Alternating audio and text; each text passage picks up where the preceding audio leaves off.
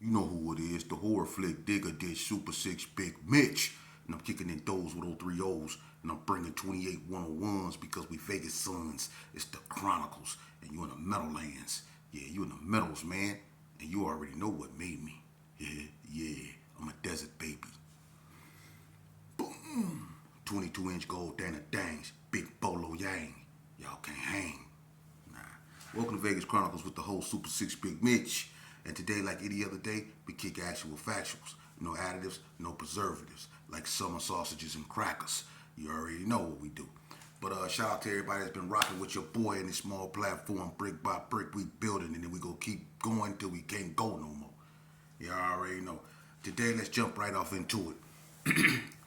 I believe when I left off yesterday, first and foremost, man, I guess I shook the cage a little bit when I talked about, Northtown and the saying and who started it. As of yet, ain't nobody put in the chat, who came up with the Northtown handle. See, and what I meant by that, because a lot of people kind of took it the wrong way. What I meant by that, I know Northtown has been a saying that goes way back to the early 80s and probably further. But I'm saying, when was Northtown, like West Side, was used as far as, like a gang persona?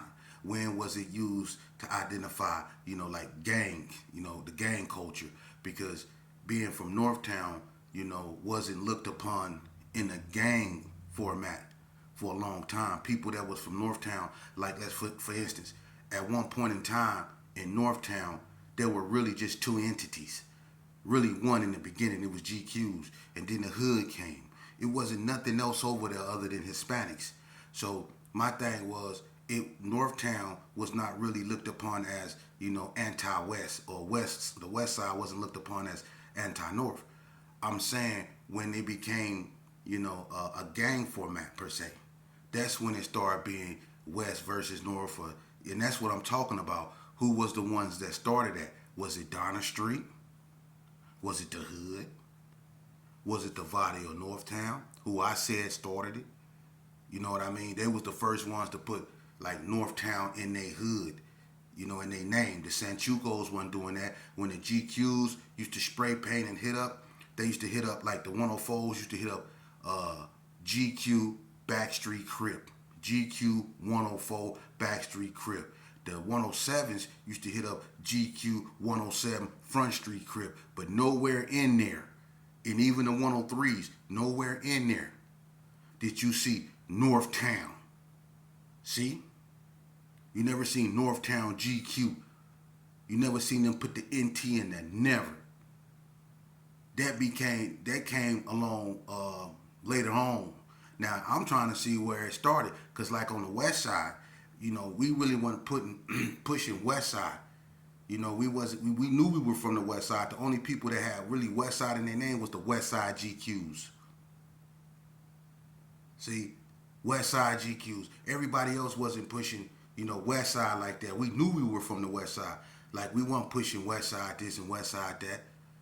In the Gershon, Lil Bread popularized that, hitting that up on the wall, because that was a California thing. And the way it was even written was written in a California way. Because Vegas dudes had their own way of spray painting out here. And then you had the Cali spray paint, and you can tell the difference. The way Bread and Lil Bread struck up on the wall, or spray painting, was totally different from the way, say, Lou Dog spray painted, or I spray painted, or someone else spray painted. It was different. So Lil Bread was the one that popularized that West Side and put the rest. So that's why it was in our neighborhood. That's when we started pushing. Oh, this West Side GPKs. You see, because the 40 blocks they didn't used to say this West Side 40 block.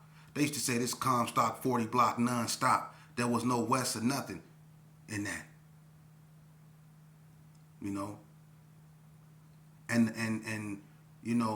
they didn't use, like, when the Gershons used to, disrespect, I don't want to go there, but when the Gershons used to disrespect, they used to put B180, you know what I mean?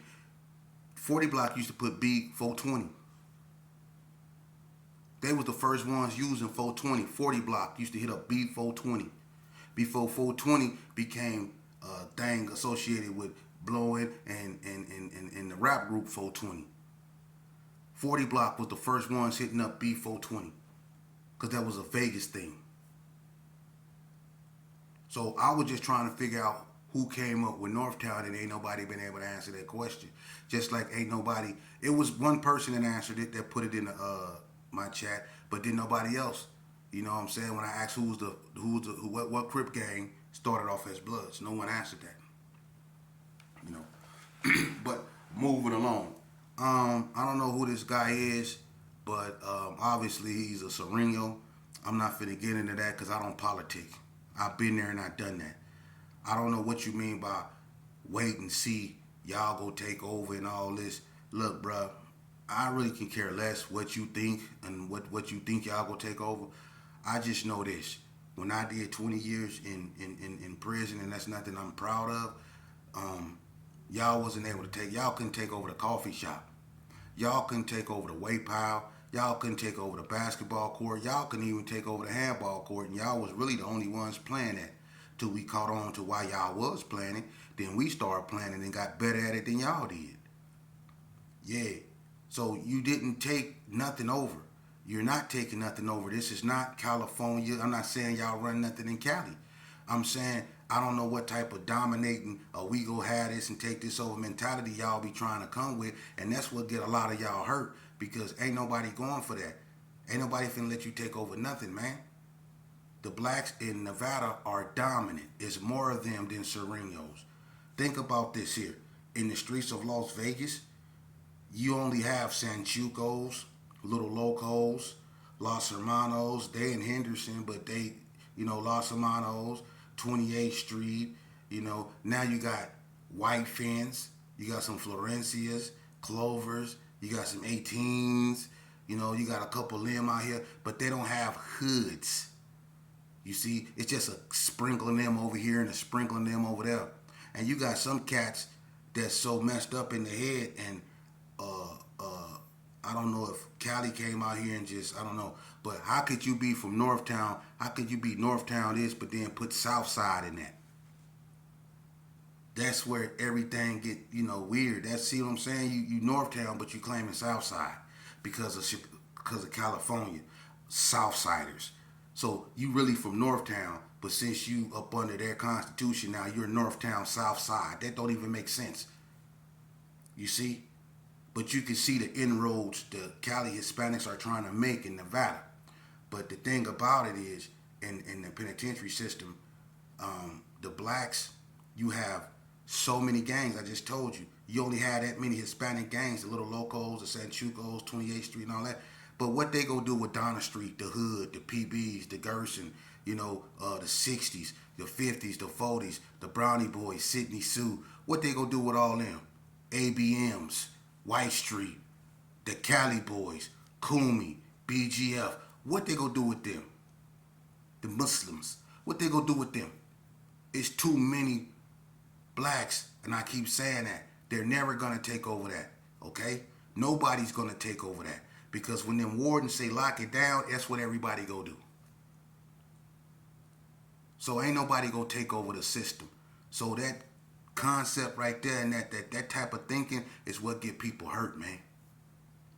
And that's what got the last Hispanic unalived in 2004 because of that mentality that was bought from California. Everybody not going for that, man. They're not. And you can say what you want to say about Vegas neighborhoods, but they strong enough to hold their own. They strong enough to maintain the status quo, which is Vegas run Vegas. So I don't know, where y'all, you need to grow up, man, and step your mental vibration up because that right there, that's gonna get you hurt, man. You shouldn't think like that. Think you finna run something and come in somebody else's backyard and take over something. It's not happening. All right? So moving along. And then you can stay off my page. Go to, what's that cat name, Dubs or whatever that y'all go cater to that to somewhere else, man. We not on that up over here. Vegas do Vegas, man. So whatever y'all do out there, that's out there. Moving along. Another question that was asked of me. Who had the first rag in Vegas, bandana? Y'all be asking some good questions because that's a tricky one. Um, Naturally, people want to say the GQs because they were the first Crips, but that's not necessarily true because the first gang was the Gersons, the Ace of Spades. The Ace of Spades insignia really was cars. They drove LTDs. That was, the Ace of Spades insignia, LTDs. And then the Gershon Park Killers, their insignia was skulls and crossbones. But as far as the rag goes, the GPKs or the Gershon Park Killers, or you could say the Ace of Spades, because the Gershon Park Killers and the Ace of Spades are basically the same thing. The Ace of Spades is the symbol of you know what, and the Gershon Park Killers just is another way of saying, Gershon Park Ace of Spades. You see what I'm saying? But they all basically the same thing. The Ace of Spades are the big brothers to the Gershon Park Kingsmen's. You see what I'm saying? So you have the Ace of Spades and you have the Gershon Park Kingsmen's. But the Ace of Spades drove LTDs. Okay? When the GQs came out, they wasn't Crips. They was just a singing and a dance group. They didn't have no rag. When they became Crips, that's when they started sporting the blue rag. But when they bought the blue rag out, the Ace of Spades already had, they was transitioning and they already had the black rag. So, you gonna have some people say, well, the blue rag came out first, and then you gonna have some people say, no, the black rag came out first. What I'm gonna do is I'm gonna say, and I'm not being biased. I was born and raised in Herbert Gershon. My daddy is the face of all that. So I'm gonna say, I'm gonna be honest with you. It was the black rag before the blue. It was the black one, and then the blue one. That's how that went, bro. The Gershons was the first ones with insignias, skulls and crossbones, LTDs. When the GQs came out and became a gang and stopped, dancing, they still was the coldest dancers. They was like a bunch of Michael Jackson looking dudes that would beat the brakes off you. Glitter socks, penny loafers and all. They'll beat the brakes off you. For real. Don't let that singing fool you. They'll moonwalk and beat the brakes off you, man. For real. Because I'm bad. Them GQs used to be very bad. And the whole world got the answer right now to tell you what did. Who's bad? Doom, doom, doom, doom. No, I'm just playing. Them GQs was getting it though. They could do the rerun. Good them up. But they'll beat the brakes off you. But the GQs had, they when they transitioned from being a dance group and they became a actual official gang, they had coats that said like GQs and they had bulls on the back. It said GQs don't bull, you know what? GQs don't BS. That was their insignia. They had coats that said GQs don't BS. You see, every neighborhood had insignias, but the Gersons had the first. They drove LTDs. If you see a caravan of LTDs, you knew that was Ace of Spades. If you see something with skulls and crossbones, you knew that was Gershon Park Killers. You see, and then the Kingsmen's came out after that. And they represent their neighborhood colors. Their neighborhood colors is red, black, and green. They chose black and green because they're not Bloods. They never been Bloods. You see? So you already know what black and green stand for. But the Gersons is the first ones that had a rag. And then the GQs came, and they had one. The Gersons is the first ones that had a number. 369 is older than 347.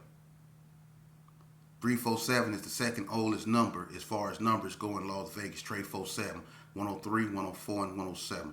But before that, it was 369. The Gersons had the oldest number. So that is what it is. So you had the Gersons and then you had the GQs. But 28th Street, which is a Hispanic gang, they were out too. I'm not knowing if they ever had a flag, but I know one of their first flags, one of the first rags in 28th Street need to, I don't know if they want to accept the truth or not, but you can't hide it because the Bloods was your allies. But 28th Street first, one of 28th Street first rags was red. The VTEs, they were red rag, and they were clicked up with the Coast and the Pirus. Ask anybody.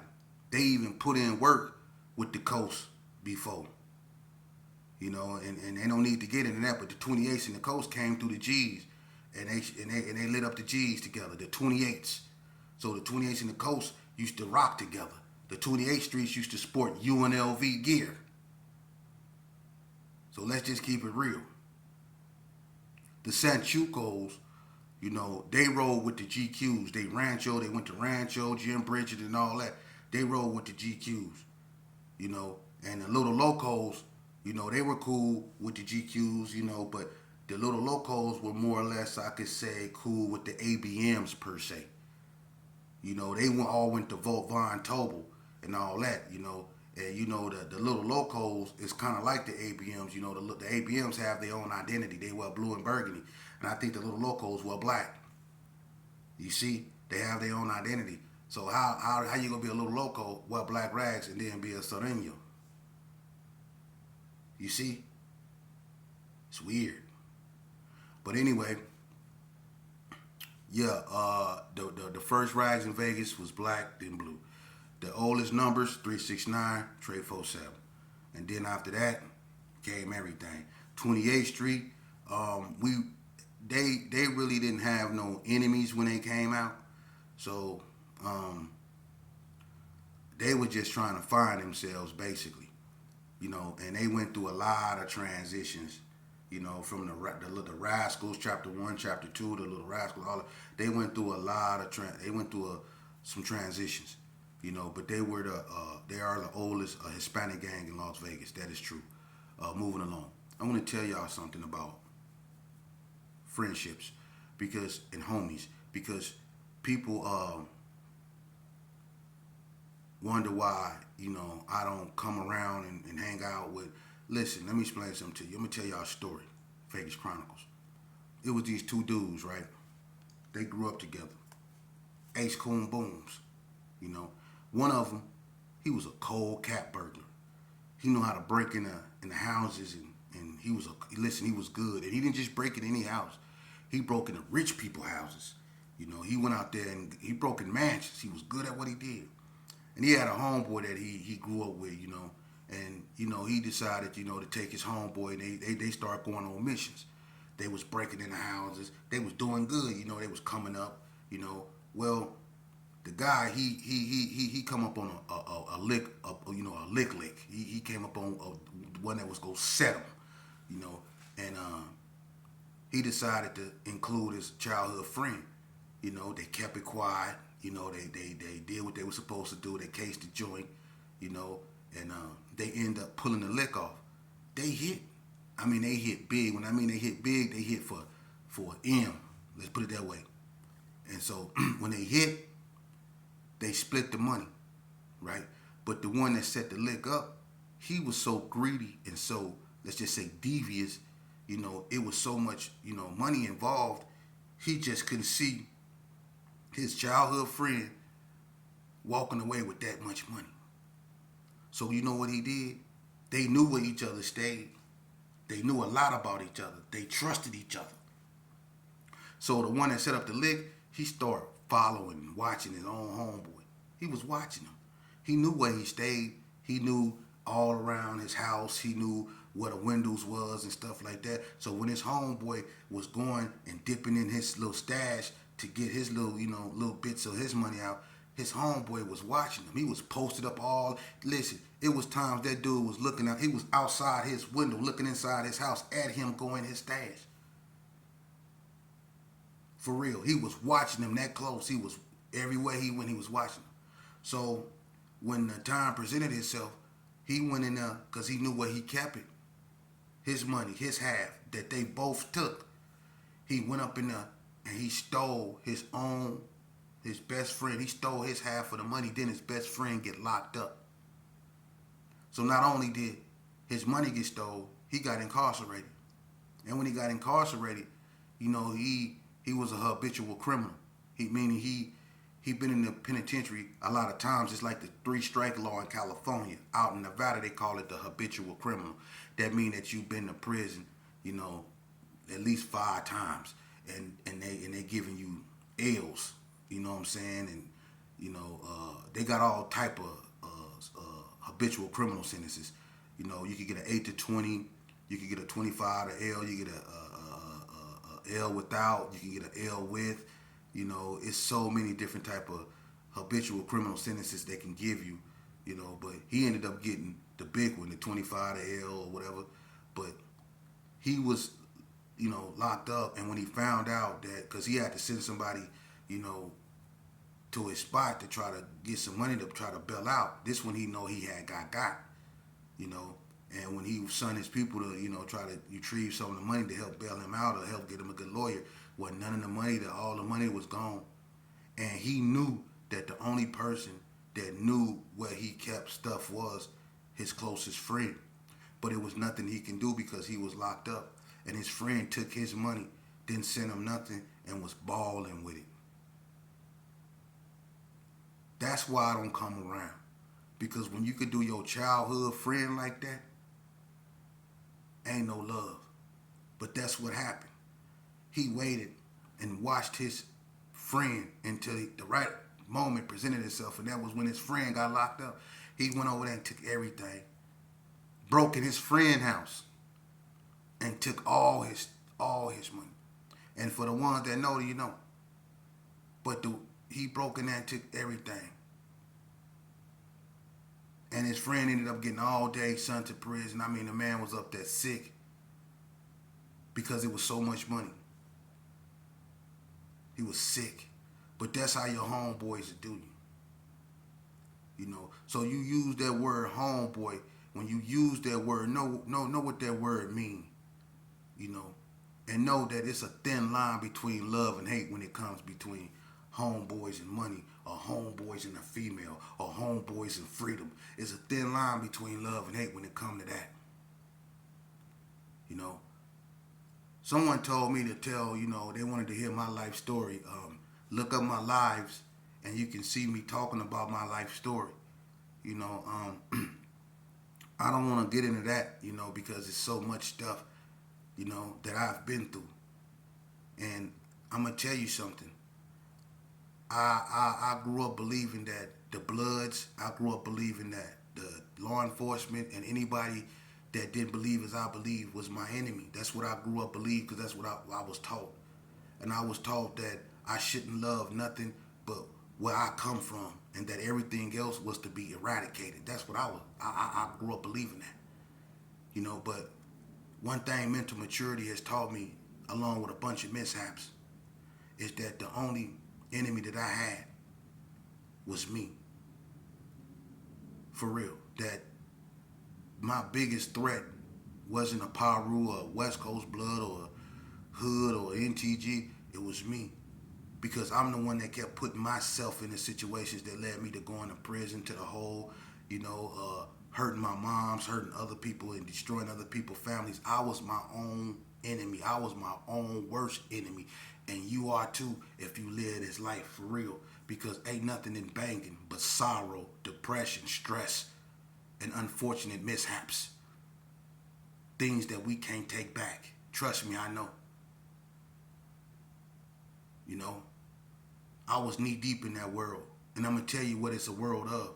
It's a world of, you know, false, let's just say, false, I don't even want to say that. It's a false sense of security.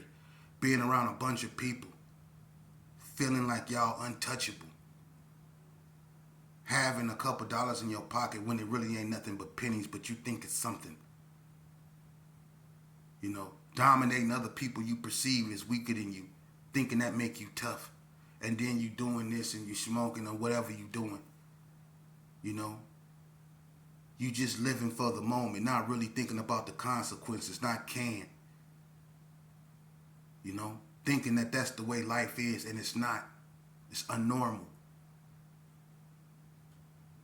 You know, and I'm going to tell you something, that way of living, it's going to take its toll on you. Because you go see, once you get up in that realm, once you get up in that, then if you become a known figure, like I was and like a whole bunch of other people, you going to have people after you. You going to have to constantly look over your shoulder. It's going to be places you can't go. It's going to be things that you going to have to do you probably don't want to do. That's going to lead you to going to jail. That's going to lead to you being on a run. See, that's going to become your daily norm. You see? Not being able to ride around in your car with your own child because you scared somebody like, get at you in your car, so you can't even ride around and be safe with your children. There's certain places you can't even go with your children because you're a known face. See, that's what you signing up for. And then when you go to if you get caught up for something and you go to the penitentiary, you go see your homeboys and how they truly feel about you, because you're not gonna get no money, you ain't gonna get no letters, you ain't gonna be nothing. You gonna be out of sight, out of mind. Trust me. When I did 20 years, as big as the Gershon is, the only people who sent me money was a person that I was supposed to hate. His name was Heavy. And he was in there for unaliving one of my homeboys at the Comfort Inn. But me and him became close. I used to hate him, and I didn't even know him like that to hate him, but I did. But once I got to know him and understood that, me and him was both in there for something we shouldn't have did, and we were both dealing with something. But we got close, and I trained Heavy on the way, pal, and I helped him walk up out of that institution. And to this day, I love that brother. And I'm not ashamed to say it. I love that brother. For real. We all make mistakes in life. But the first thing we have to do is learn to forgive ourselves. That way we can heal properly. See, once I learned to forgive myself, I was able to allow empathy and compassion to have its place. So when I dealt with people like Heavy, who I was supposed to hate, I was able to